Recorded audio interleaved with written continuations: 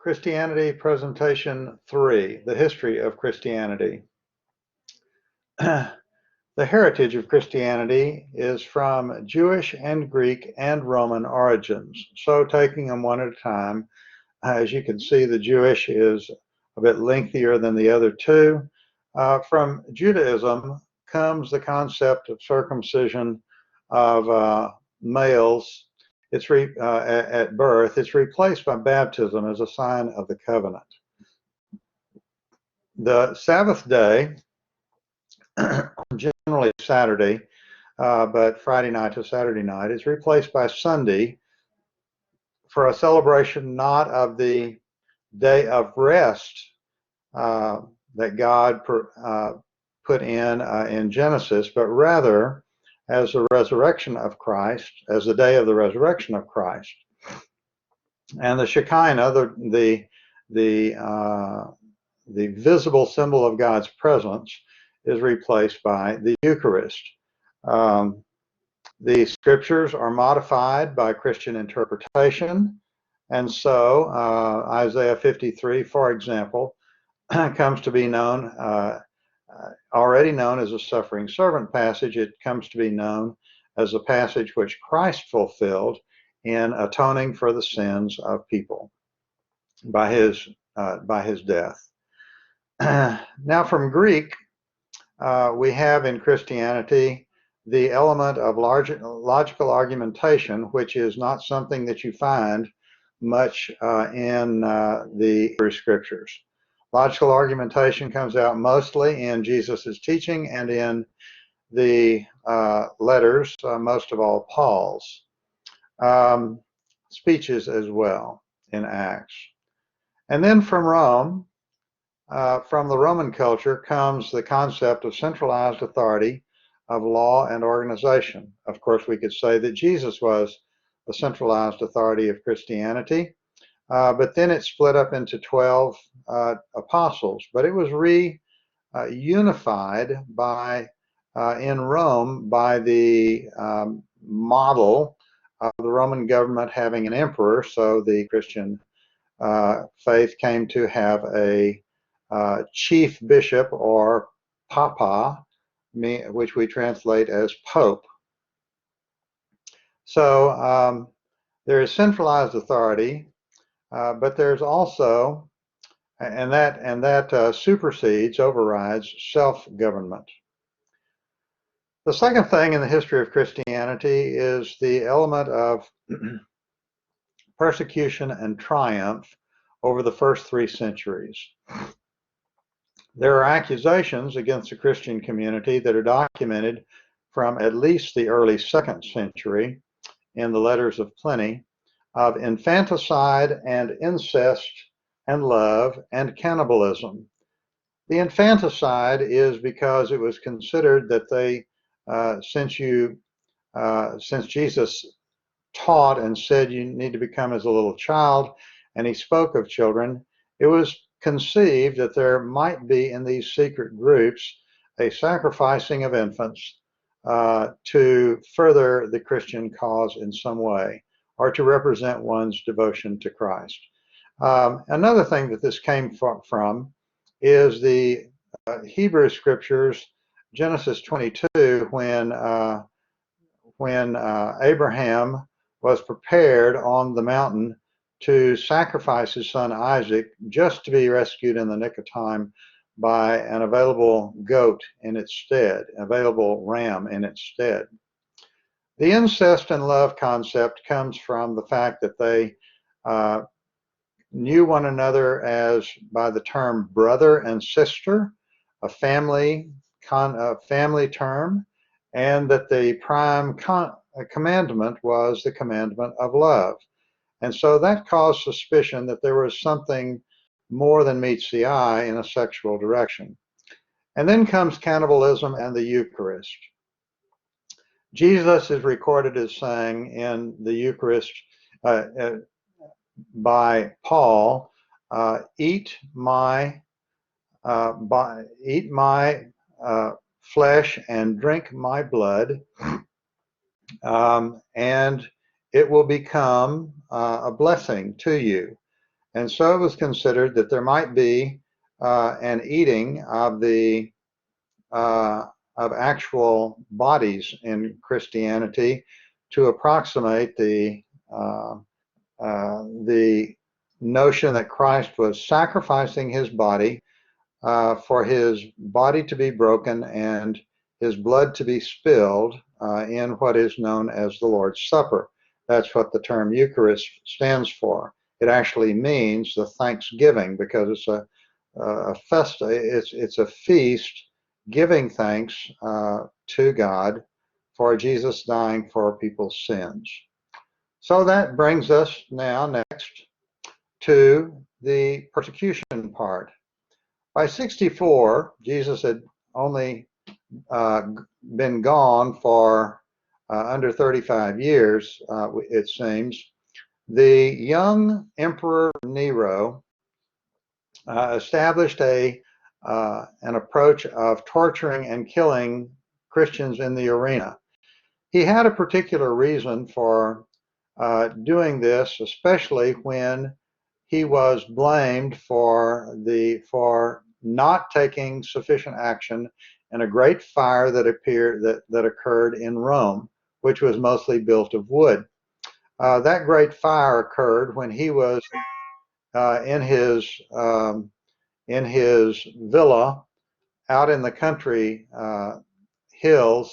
countryside hills, and that's what we get. That's where we get the phrase Nero fiddled while Rome burned. And so, what he did to offset the negative press that he was getting from that is that he created a beautiful garden with a large garden, more like a city park, and he allowed people to come stroll through that garden, the public to come stroll through that garden. And what he did to light it at night, and this all happened starting in July of 64 CE, nicely documented by Tacitus, is that he would strap Christians that he captured to the pole, to poles, and he would tar them and light them on fire for light at night. Why did Nero have such a bad feeling toward Christians? Well, it's not here in the notes, but it is because he had a mistress. He was only about 20 or in his early 20s here. He had a mistress named Poppaea Sabina, and she was a woman of Jewish descent, and so it seems likely that she put some negative perspectives about Christianity and the Christians in Rome into his head during some pillow talk. So we come now to Decius.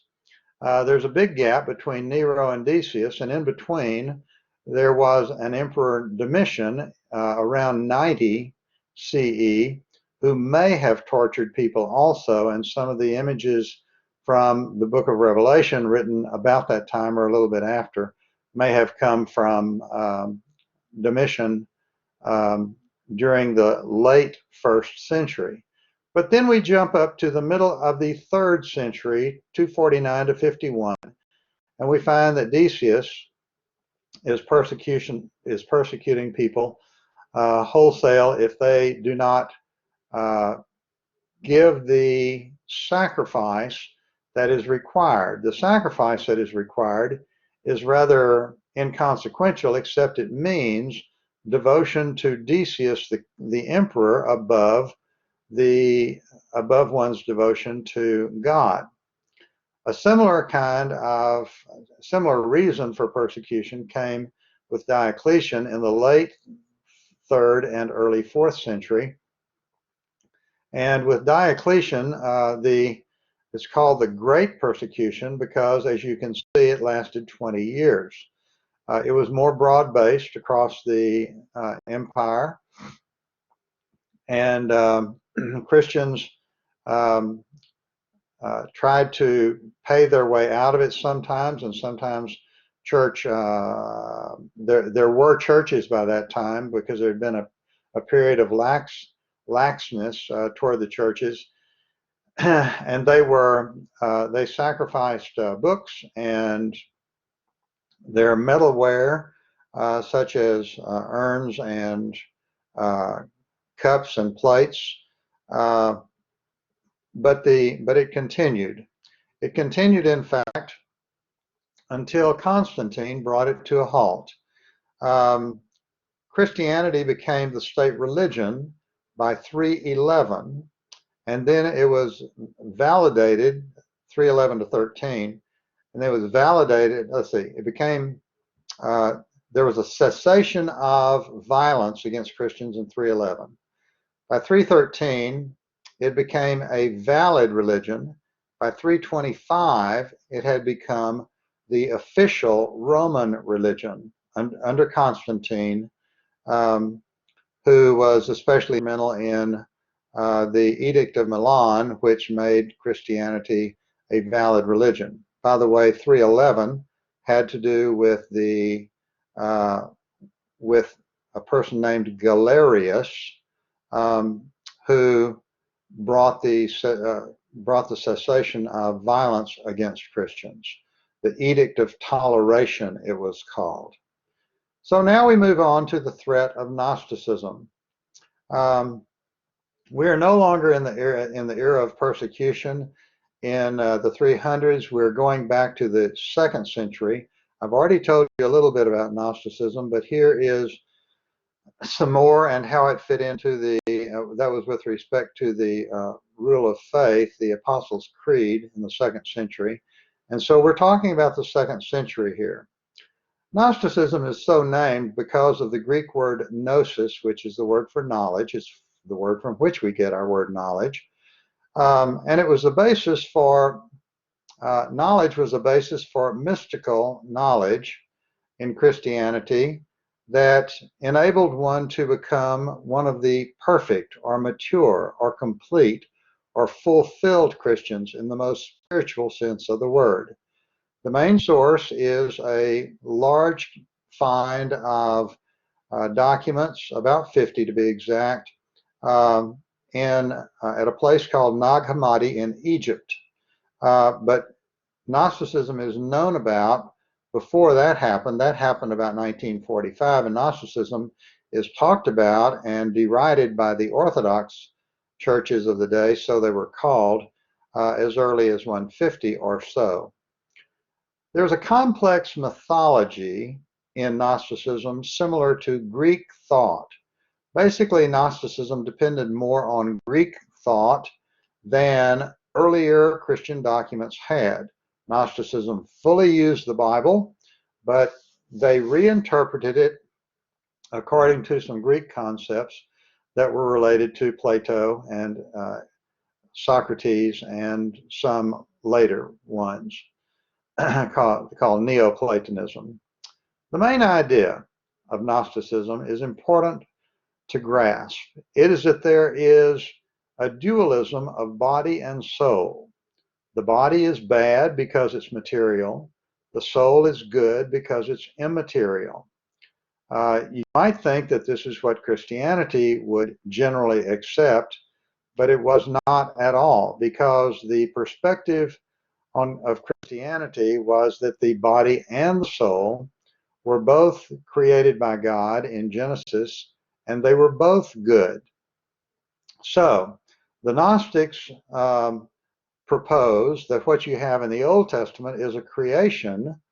They believed in creation by God, but that God was called the demiurge, which word means a creator or craftsman, of a lesser character than the ultimate God. The supreme God, by contrast, is not found in the Hebrew Old Testament. He is found in the New Testament as the Father of Jesus, most of all the one who who makes the statement from heaven about God, about Jesus being his beloved Son in whom he is well pleased. The Supreme Being is a somewhat semi-personal concept that goes back to Platonism of mind and life and light. Humankind is seen as being from the supreme being, but with a dual nature. And one needs, as a human being, to be brought to an awareness, an awakening of sorts, like you're asleep, of their real origin being in one's spirit, not in one's body, and that real origin being one's immaterial part from the supreme being. So, one version of the, and others are similar, of Jesus was that he's understood only to appear human. He was, in fact, totally divine. He never suffered, and he's called docetic. Docetic is a word for seeming. He only seemed to appear to be completely human. That's the docetic view of Jesus for Gnostics. The Docetists were one early form of Gnosticism, though there were others that differed later on. So now that takes us to the next slide. The body, meanwhile, does not matter. And so how one treats the body, whether one treats it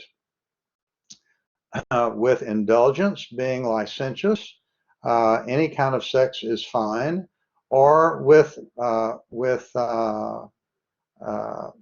self-denial, as in the ascetic. Either way is fine because the body is inconsequential. A notable thing also about Gnosticism is that women were infamous and mentioned as being active in Gnostic groups. And so this seems to have been a renewal movement in Christianity. Jesus had room for women in his mission activities also.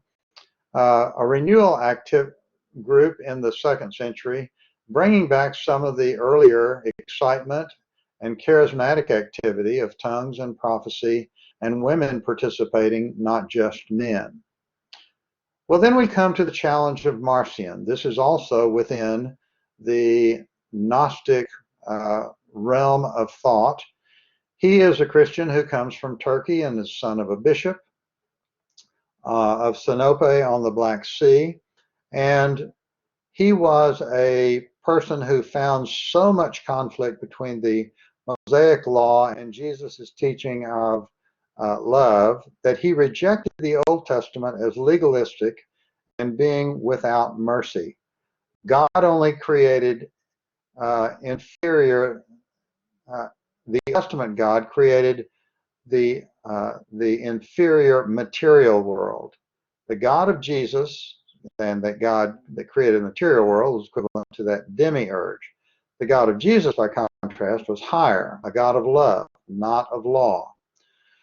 And so his canon, his authorized scripture, consisted only of Luke, with it modified to take out the legalistic elements from his point of view, and 10 of Paul's letters, and a set of documents called the antitheses. That means the opposites, showing what one should believe in the line of grace and what one shouldn't believe in the line of legalistic way of living. This was about 150 CE that we're talking about here. And Rome, by the 2nd century, had organized, in Rome, he had organized his own church. And then he was expelled from Rome by about 150 by the by the other influential bishops within the Roman Church. Then we come in the 3rd century to the threat of Manikyism. I have characterized the threat of Gnosticism and Marcion as the threat from the left, because it was more mercy-oriented and less law-oriented. In contrast, the threat of Manichaeism in the 3rd century is a threat from the right. In other words, it is more legalistic and law-oriented than and ascetic-oriented, uh, self-denial-oriented than one finds in the Christianity that's normal for that day. It is begun by a man named Manikyam, comes from Persia, as you can see there, 216 to 76 in the 3rd century.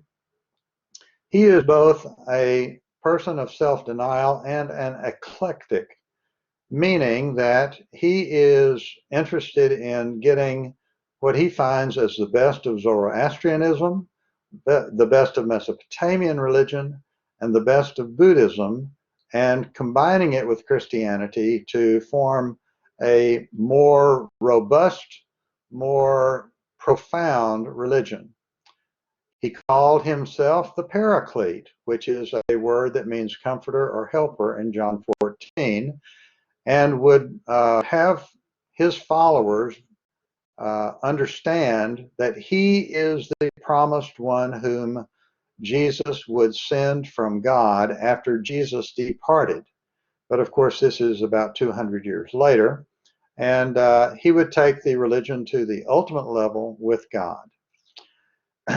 He claims to have ascended to God and to have received revelation from God, and that there are two eternal elements, God and matter.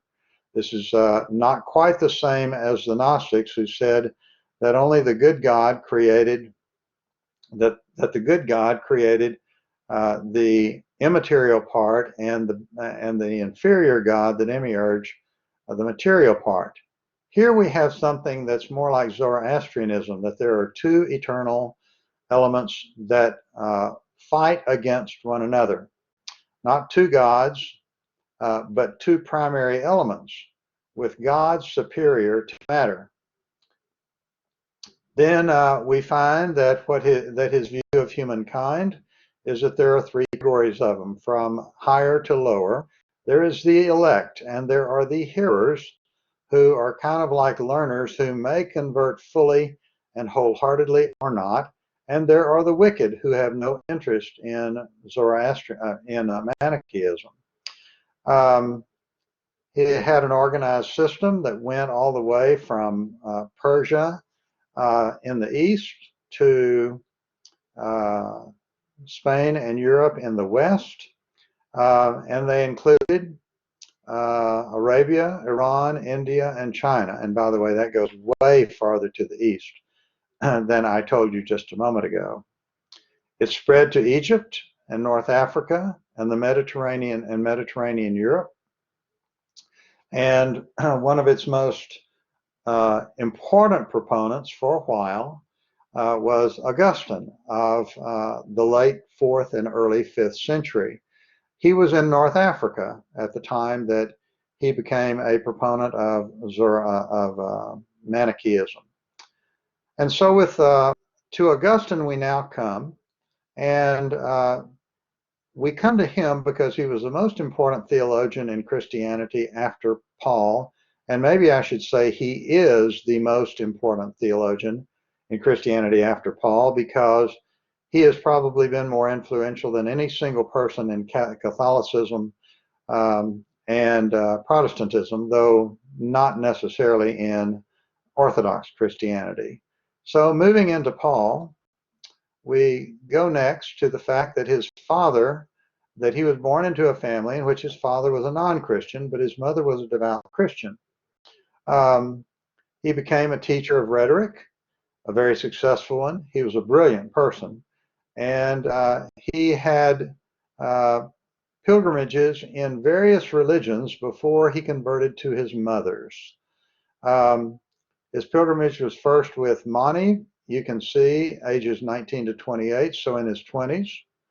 And then he had a time, after he became disillusioned with the lack of fulfillment that he found in that, he had a time of becoming a proponent of Neoplatonism.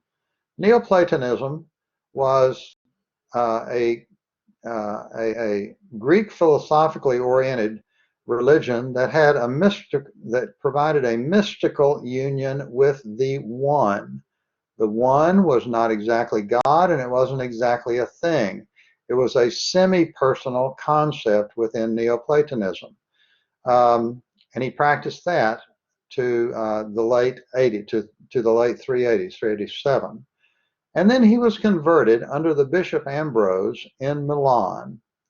Um, his conversion was because Ambrose was both persuasive and brilliant in his own right, and Augustine had moved from North Africa to Milan in northern Italy, and there he came into contact and was persuaded to convert by Ambrose. Then we come to his writings. Among his writings, the one that is most famous and well worth reading and is not too technical is his Confessions.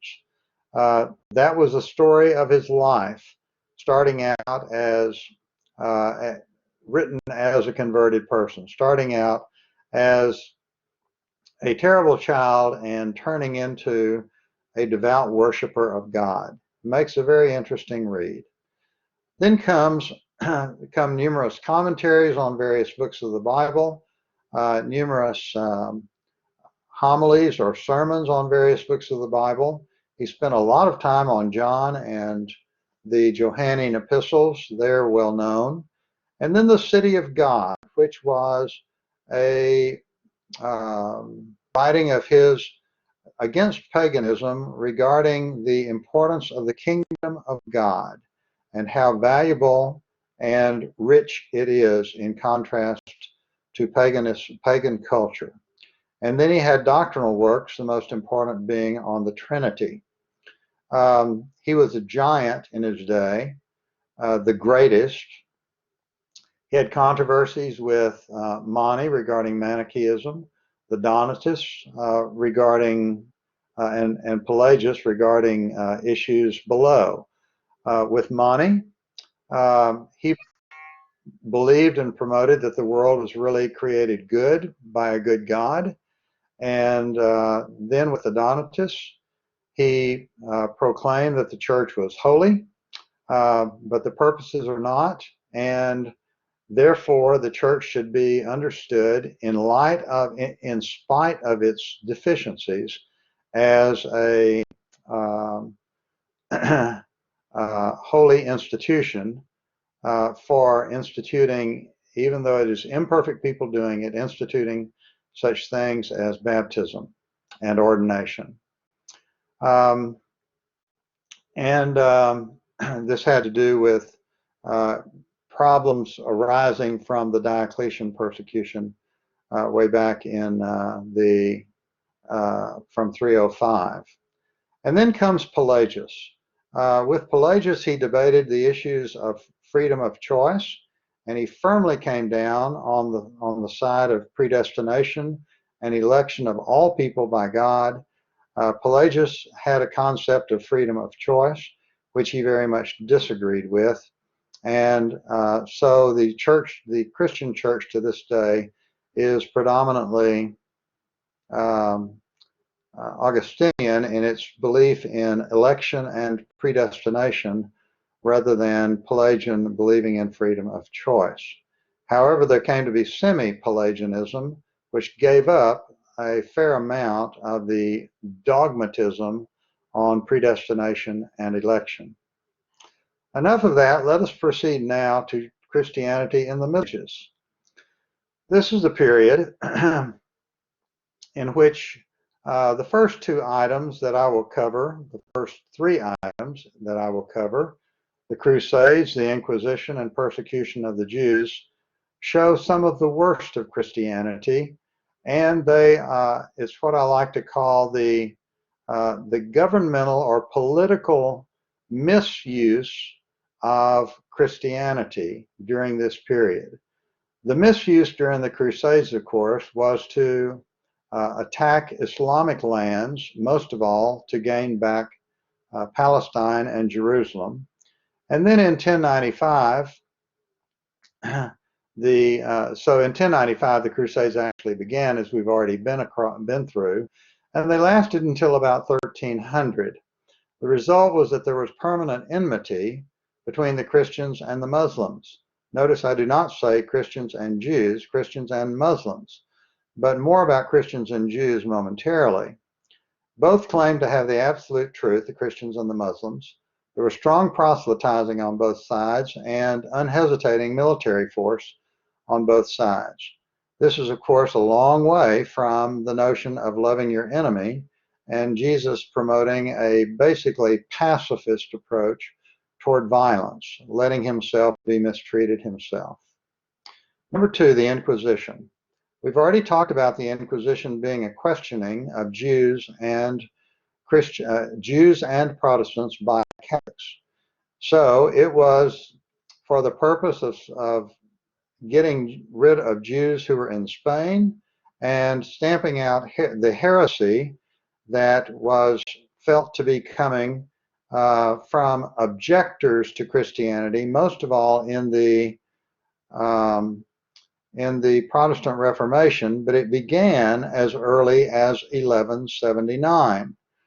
They asked the church council would do the questioning of a person, and then they would ask for prosecution, meaning torture and execution, by the non-church governments. That would be, at that time, the feudal estates, the feudal lords. They would ask to carry out their dirty business, considering it below them to as representatives of God to torture and kill people. In 1233, the Dominicans established a court which involved questioning heretics, involving prison, exile, torture, and burning. And so it was a ruthless time. When the Protestant Reformation came, they did similar things with the Protestants, and this weapon of Roman Catholics, especially against Jews and Muslims, was finally abolished in 1834, some 650 years after it was started. And so it was a long-standing way that the Roman Catholics showed their worst side. Meanwhile, there was persecution of Jews from 500 to 1800, and there was forcible conversion of the Jews. And then, as we go to the next page, we find what I've already mentioned, that the worst was in Spain, involving taking back country from the Arabian Islamic faith, where there were many Jews. And that is the way that Christianity showed itself in its worst light, by using the secular authorities to carry out their dirty work and tracking down the Jews and Protestant Christians who went contrary to the Christian faith or to the authority of the Pope in the case of the Protestants. So that takes us to Thomas Aquinas. Now we come to a much more positive part, and this is the use of religion to further science by Thomas Aquinas. Along with theology, Thomas Aquinas was a priest. He was known as a scholar of philosophy and for seeking truth for its own sake. He was an expander of the concept of learning and education and academics in his day. He was not alone. He was in the 1225 to 1275 period. This period of expanding learning had gone along parallel with, mainly in monasteries, parallel with the time of persecution under the Crusades. With Augustine saying that faith seeks the support of reason So we're talking about the issue of faith, the domain of the theologian, and reason, the domain of the philosopher. Augustine started the ball rolling that faith should be integrated with how one can reason about one's faith. And Anselm in 1100 carried this a step farther with a similar phrase, faith seeking understanding. In other words, understanding does not undermine faith. Faith is actually enriched by seeking rational understanding of things. So Aquinas was of this ilk. He had the highest of such aspirations and is the most famous of these people of this faith and reason perspective. So during his lifetime, mainly from 1250 to 1275, he tried to bring about an integration of revelation and faith, a revelation meaning word that came directly from God, and reason, thinking that came directly from a person. He tried to reconcile faith and reason as complementary forms of apprehension, of knowing things. So Christ and Aristotle became popular again to learn side by side, one along with the other.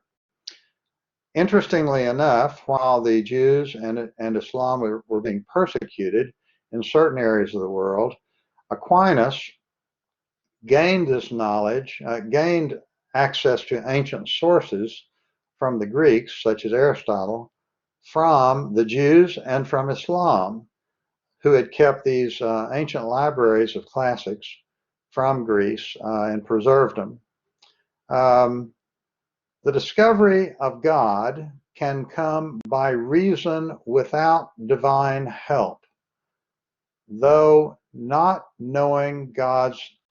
will not know God's action in history unless one has divine help and grace. That's the kind of perspective that he promoted.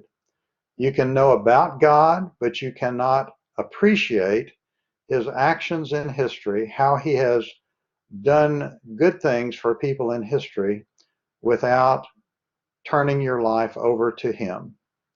Now comes the spread of Christianity. Islam was expelled Christianity from the Mediterranean initially. This is in the Middle Ages now. And from there, and this is hard to encapsulate easily in our lesson, but there was a slow spread of Christianity over against many different religions, slowly through Europe, and then south to Africa, and east to Asia, and finally far west across the ocean to the Americas.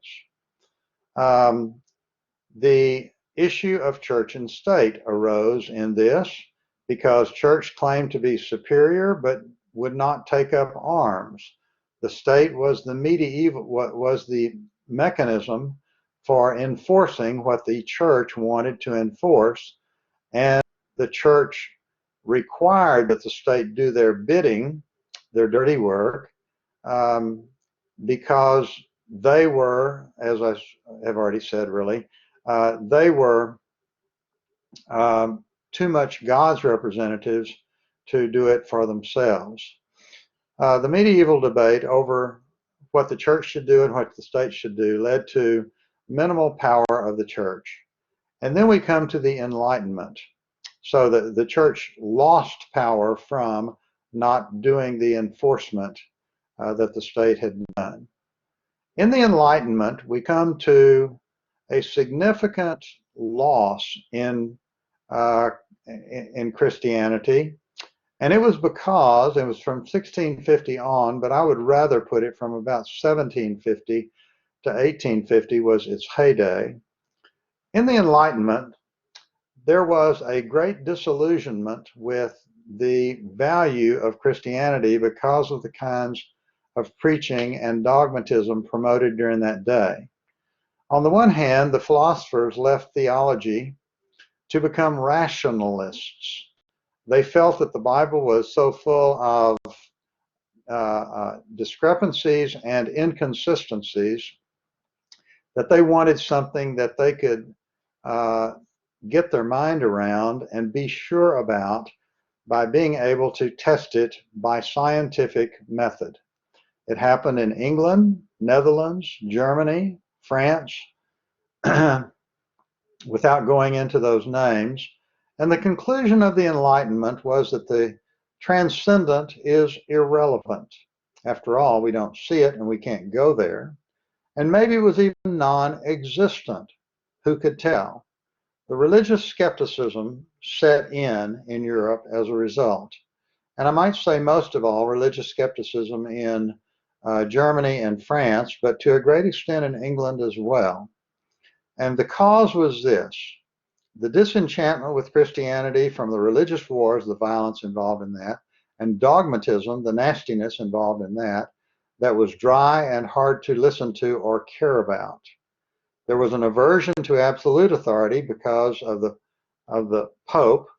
There was superstition there was aversion also to superstition and the concept of the supernatural, and there resulted anti-intellectualism, excuse me, not resulted, but that was another thing that the enlightened, educated people of the Enlightenment were averse to, the anti-intellectualism of the Christian ministers. There was a tension between Christian doctrine and love and respect for humanity. They wanted to encourage the love and respect for humanity, and so they downplayed the importance of Christian doctrine. So we go next to the, and before I go to this, let me note that there was another reaction to, I'll go back to the previous slide. There was another reaction to, if I can, I guess I can. There we go. Another reaction to the wars and the dogmatism, and that was a reaction that was that people became pietists, as they were called, P-I-E-T-I-S-T. The pietists took an approach that was less centered on the Bible, because they also found it to be rather dry, and more centered on one's inner light, a notion that God had put an inner light associated with the Holy Spirit, of course, in a person, and that one could have new revelation from God, and that one's devotional life was much more important than one's church life. So that's the other reaction to the fighting and the dogmatism that one found in the Reformation and post-Reformation period. So let's move on to 19th century religious movements, and we have a happier situation. In the 19th century, there was certainly less emphasis by the conservatives on certainly less emphasis by the liberals on the Bible, but among the conservatives, the most fruitful line of thinking did not go so much into doctrine as it went into social action, helping people who were bad off. And here are a few samples of that help. First of all, and it tended to be in the middle of the century, and it tended to be in Great Britain, in the United Kingdom. The YMCA, Young Men's Christian Association, was for the physical, social, intellectual, and religious improvement of people, especially those who were bad off. The International Red Cross was started for those who were bad off, who were in need of medical, food, and shelter attention. The Salvation Army, similarly, they were more spiritually oriented, forming basically their own kind of church, but they focused, as you know, probably very much on material help as well. Then we come to recent developments in Christianity. Ecumenism. I'm going to be brief on this. Ecumenism and religious pluralism consist of churches joining together and religions joining together because they were on the wane. Please notice the dates of these mergers. It's in the 1900s to 1960s. And so the Christianity was struggling a lot, and this was all the way from Europe and England to Canada and the United States. There are a lot of different perspectives in their enjoining religions, and I'm going to skip them. I'm going to go down to the status of women, because on this there was significant benefit, progress in the 19th century from such people as Emma Hart Willard and Catherine Beecher, and you may not have heard of them, but they were people who promoted the equality of women, and as you can see down next, the abolition of slavery. Elizabeth Stanton and Harriet Beecher Stowe were particularly important in that, and you may have heard of Uncle Tom's Cabin, which was showing the evils of slavery. And we proceed next to a woman named Muhlenberg, who was the first Episcopal deaconess, and there came to be more ordination of women as deaconesses and later as ministers, as pastors, but not by the Roman Catholic Church. The Roman Catholic Church, now we're going to jump to the middle of the 20th century from having been in the 19th century. We find that the Roman Catholic Church was very, very conservative until Vatican II, 1962 to 1965. At this point, there was a very progressive pope, and he brought about roles for women in administration, devotion, worship, ecumenical relations, and contact with non-Christians, and roles of nuns and women and other women. And so it was a time of, and that was when I was in high school about that time, and that was a time of great liberalization in the Catholic Church.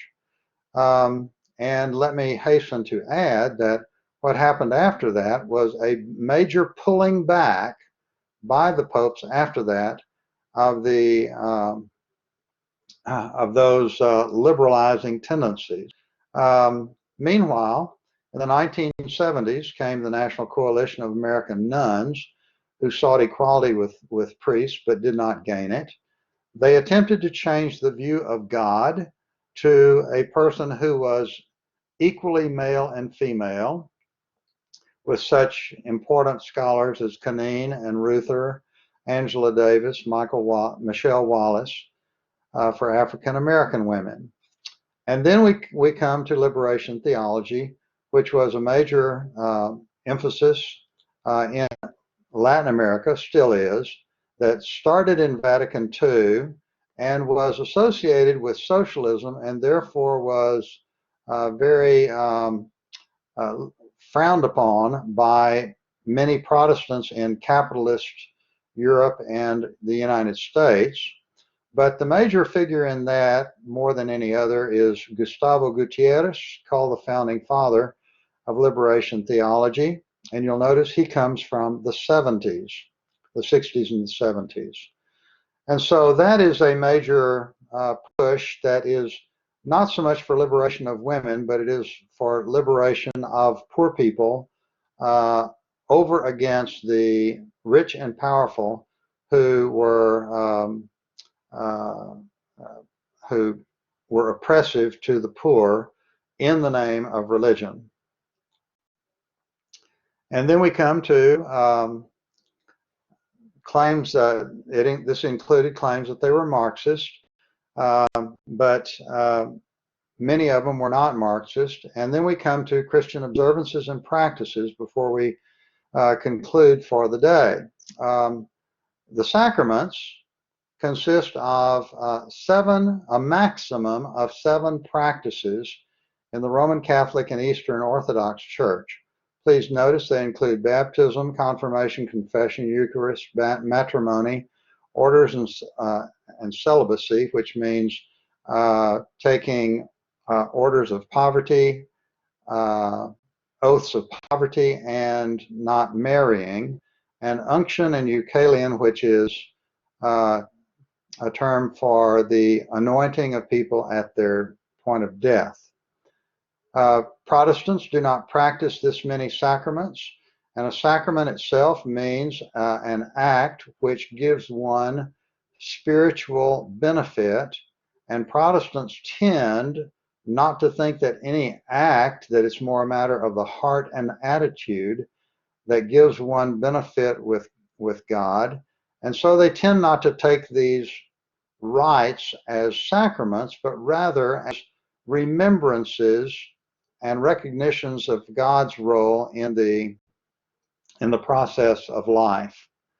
Then there is veneration of saints, another practice in Christianity, mainly in the Eastern Orthodox and Roman Catholic and Anglican communions.